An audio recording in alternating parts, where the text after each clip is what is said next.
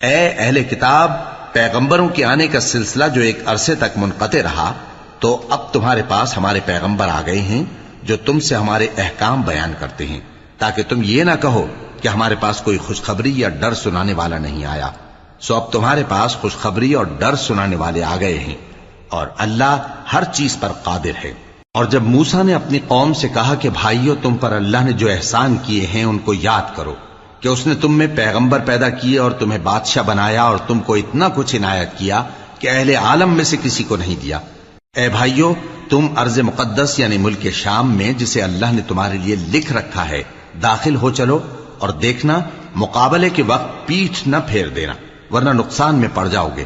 وہ کہنے لگے کہ موسیٰ، وہاں تو بڑے زبردست لوگ رہتے ہیں، اور جب تک وہ سرزمین سے نکل نہ جائیں ہم وہاں جا نہیں سکتے۔ ہاں، اگر وہ وہاں سے نکل جائیں تو ہم جا داخل ہوں گے۔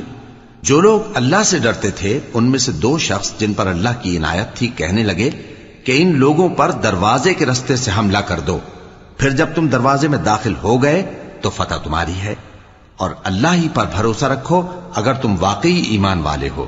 وہ بولے کہ موسیٰ، جب تک وہ لوگ وہاں ہیں ہم کبھی وہاں نہیں جانے کے، اگر لڑنا ہی ضرور ہے تو تم اور تمہارا رب دونوں جاؤ اور لڑو، ہم تو یہیں بیٹھے رہیں گے۔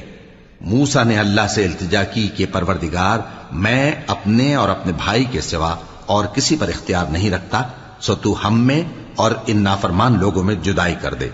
اللہ نے فرمایا کہ وہ ملک ان پر 40 برس تک کے لیے حرام کر دیا گیا کہ وہاں جانے نہ پائیں گے۔ یہ اسی علاقے میں جہاں اب ہیں سرگرداں پھرتے رہیں گے، تو ان نافرمان لوگوں کے حال پر افسوس نہ کرو۔